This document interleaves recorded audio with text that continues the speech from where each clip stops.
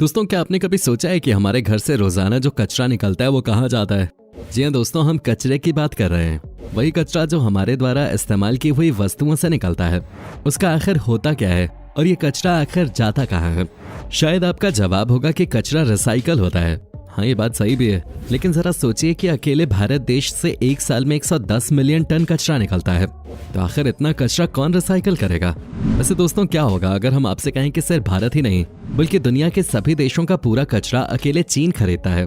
हो सकता है आपको ये सब सुनकर बहुत ज्यादा हैरानी हो रही हो, लेकिन दोस्तों ये सच है। लेकिन सोचने वाली बात तो यह है कि इतने सारे कचरे का चीन आखिर करता क्या है। दोस्तों, आज के इस वीडियो में हम आपको यही बताने वाले हैं कि चीन आखिर इतने सारे कचरे का क्या करता है और इस कचरे को रिसाइकिल कैसे करता है। इसलिए वीडियो को अंत तक पूरा जरूर देखिएगा। तो चलिए शुरू करते हैं। दोस्तों, वैसे हम सभी इस बात को बहुत अच्छे से जानते हैं कि चीन कितना घिनौना है और वहां से पैदा हुई नई बीमारियां पूरी दुनिया को अपनी चपेट में ले रही हैं। लेकिन दोस्तों, हम बात कर रहे हैं कचरे के बारे में। दोस्तों, जिस तरह से आज पूरी दुनिया पूछ रही है कि उनके घर से निकलने वाले कचरे को रिसाइकिल कौन करेगा, उसी तरह आज से लगभग 15 से 20 साल पहले भी यही सवाल लोगों के मन में उठ रहा था। तब पूरी दुनिया एक ऐसे बड़े रिसाइकलिंग प्लांट को चाहते थे जहां पर कचरा रिसाइकल हो सके। इसलिए चाइना ही इस काम को करने के लिए सबसे आगे आया और उसने दुनिया का सबसे बड़ा रिसाइकल प्लांट अपने देश में लगाया। लेकिन आखिर कैसे चीन ने दुनिया का इतना सारा कचरा रिसाइकिल करना स्टार्ट किया? क्योंकि इसकी शुरुआत आसान नहीं थी। उस समय कुछ पश्चिमी देशों ने रिसाइकलिंग को एक्सप्लेन किया था और रिसाइकलिंग के इस प्रोसेस का यूज करके रिसाइकलिंग को स्टार्ट भी किया था। इसके लिए हर मोहल्ले, हर गली में अलग अलग रंग के डस्टबिन भी लगाए गए थे और लोगों को जागरूक करने के लिए काफी सारे एडवर्टाइजमेंट्स भी किए गए थे। और ये एड इस बारे में थे कि कौन सा कचरा कौन से रंग के डस्टबिन में डालना है। दोस्तों, ये एडवर्टाइजमेंट लगभग आप सभी लोगों ने भी देखे होंगे।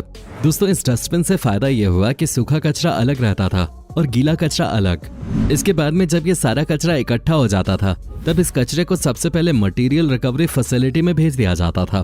दोस्तों, यहाँ पर लगे कर्मचारी इस पूरे कचरे में से प्लास्टिक की बोतलों और टीन के भंगार या कचरे को अलग कर लेते थे। इसके बाद कचरे का ढेर हाइड्रोलिक मशीन में जाता था, जहाँ पर हाइड्रोलिक मशीन कचरे के बड़े बड़े बॉक्स बना देती थी। दुनिया भर में मौजूद छोटी छोटी रिसाइकलिंग कंपनियां इस कचरे को खरीदती थी, लेकिन उस वक्त इस कचरे की इतनी वैल्यू नहीं हुआ करते थे। लेकिन इसकी वैल्यू तब हुई जब चीन ने कचरे की इस दुनिया में कदम रखा, क्योंकि उस वक्त चीन एक मैन्युफैक्चरिंग हब बनने की तैयारी कर रहा था और उस वक्त वो बहुत सारा मटेरियल बाहर के देशों से इंपोर्ट करता था। और ऐसा करके उसने काफी सारा प्रॉफिट कमाया और धीरे धीरे उसे इसी कचरे में बिलियन डॉलर्स भी दिखाई देने लगे। और उस समय तक चीन समझ चुका था कि उसके मैन्युफैक्चरिंग हब का सपना ऐसे ही पूरा होगा। जिसके बाद चीन पूरी तरह से रिसाइकलिंग के धंधे में उतर चुका था और चीन में कई बड़े बड़े रिसाइकल प्लांट्स लगाए गए। इतने बड़े प्लांट्स जो कि दुनिया में मौजूद किसी भी देश के पास नहीं थे। ऐसा करने की भनक जैसे ही अन्य देशों को हुई कि चीन दुनिया भर के कचरे को खरीद रहा है, तो दुनिया भर से लोग चीन के पास खुद अपना कचरा लेकर पहुंचने लगे। ऐसा इसलिए हुआ क्योंकि चीन कचरा बेचने वाले देशों को अच्छे दाम भी देता था और उसी कचरे को रिसाइकिल करके उनसे बेहतरीन प्रोडक्ट्स बनाकर उन्हें समय पर वापस भी भेज देता था। दोस्तों, अब सोचने वाली बात तो यह है कि चीन इतने कम समय में इतना सब कैसे कर रहा था।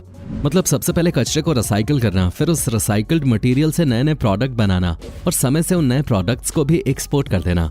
तो दोस्तों, आपको बता दें कि चीन में लेबर चार्ज बहुत ज्यादा सस्ता है और वहां पर इस तरह के वर्कर्स की कोई भी कमी नहीं है।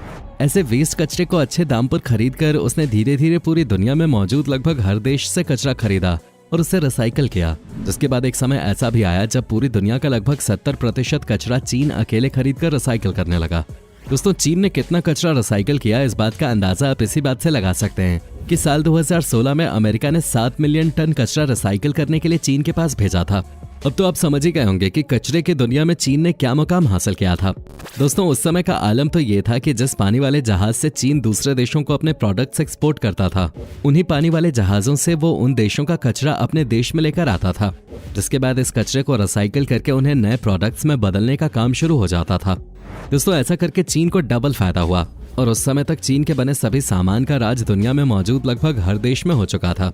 दोस्तों, आपको बता दें कि चीन के रिसाइकल प्लांट लगाने से पहले तक कई पश्चिमी देश कचरे को रिसाइकिल करने का काम किया करते थे, लेकिन चीन की स्ट्रेटजी के आगे कई सारे रिसाइकलिंग प्लांट्स बंद करने पड़ गए।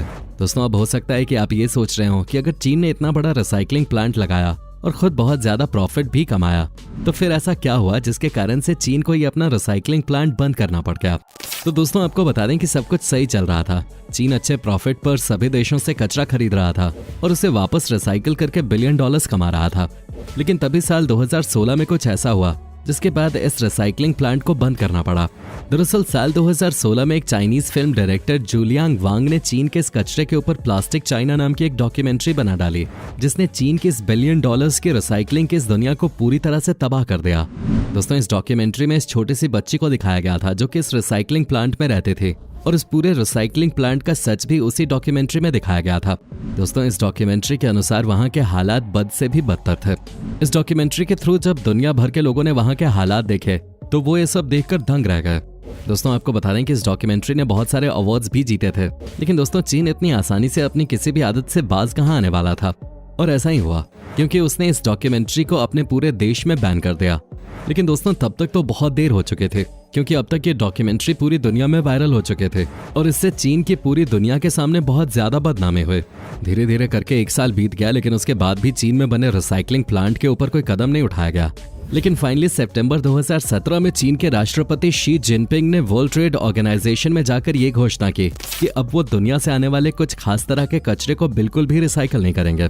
इस खास तरह के कचरे में कॉटन, वुड, प्लास्टिक और पेपर्स भी शामिल थे। दोस्तों, चीन ने अपने लिए लिए गए इस फैसले को ऑपरेशन नेशनल स्वॉर्ड नाम दिया। दोस्तों, इस ऑपरेशन के तहत चीन का ये कहना था कि अब वो जो भी कचरा रिसाइकल करेगा उसमें दुनिया भर के कचरे की थोड़ी ही मात्रा होगी। इसके साथ ही वो अपने पूरे देश के कचरे को ही रिसाइकल करेगा और वो इसी कचरे से वापस से फिनिश्ड प्रोडक्ट्स बनाएगा। दोस्तों, चीन ने ऐसा कदम इसलिए उठाया था ताकि चीन में होने वाले पोल्यूशन को कंट्रोल किया जा सके। दोस्तों, आपको बता दें कि अगर कहीं भी कचरे को रिसाइकल किया जाता है तो वहां पर एयर पोल्यूशन होने लगता है। तो फिर जरा सोचिए कि चीन इतनी बड़ी मात्रा में जब कचरे को रिसाइकल कर रहा था तो फिर पूरे चीन में कितना एयर पोल्यूशन हुआ होगा। दोस्तों, चीन ही नहीं बल्कि उन दिनों उसके पड़ोसी मुल्कों में भी वायु प्रदूषण कुछ ज्यादा ही होने लगा था, जिससे लोगों को तरह तरह की बीमारियां घेरने लगे थे। इन्हीं सब बातों को ध्यान में रखते हुए चीन के एक फैसले से दुनिया भर में हड़कंप मच गया, जब चीन ने ये कहा कि जिस 1 टन कचरे को वो $300 में खरीदता था, अब वो उस 1 टन कचरे को सिर्फ $40 में ही खरीदेगा। इतना ही नहीं, इसके अलावा ये भी ऐलान किया गया कि अब से जो भी कचरा रिसाइकलिंग के लिए आएगा वो पूरी तरह से साफ होना चाहिए। अगर उसमें थोड़ी सी भी गंदगी दिखे तो उस देश के कचरे को चीन दोबारा अपने देश में रिसाइकल करने के लिए इंपोर्ट नहीं करेगा। दोस्तों, इस फैसले के बाद से मलेशिया और थाईलैंड देश के लोगों को भी नया काम मिल गया, क्योंकि अब कचरा डायरेक्ट चीन में रिसाइकल होने के लिए नहीं जाता है, बल्कि पहले दुनिया भर का सारा कचरा मलेशिया और थाईलैंड में साफ होने के लिए भेजा जाता है, जिसके बाद ही इसे चीन में रिसाइकल होने के लिए भेजा जाता है। दोस्तों, ऐसा इसलिए किया जाता है ताकि चाइना के वातावरण को खासा नुकसान न हो, और इसी बात को ध्यान में रखते हुए दुनिया के बड़े बड़े इन्वेस्टर्स आज कचरे को साफ करने के प्लांट में इन्वेस्ट कर रहे हैं। इसके साथ साथ आज पूरी दुनिया में बहुत बड़ी परेशानी खड़ी हो चुकी है, और ये परेशानी ये है कि पूरी दुनिया में इतना कचरा मौजूद है कि इसे रिसाइकल करना आसान नहीं है। दोस्तों, आपको क्या लगता है, क्या सच में जैसा चीन बता रहा है वैसा कर रहा होगा, या इसके पीछे उसकी कोई ऐसी साजिश है जिससे दुनिया अनजान है? हमें कमेंट करके जरूर बताएं। उम्मीद करते हैं आपको हमारी वीडियो पसंद आई होगी। अगर हाँ तो वीडियो को लाइक करके अपने दोस्तों के साथ शेयर करना ना भूलें, और ऐसे ही इंटरेस्टिंग और यूजफुल वीडियोस के लिए इस चैनल को सब्सक्राइब करके बेल नोटिफिकेशन को भी जरूर ऑन कर लें। धन्यवाद।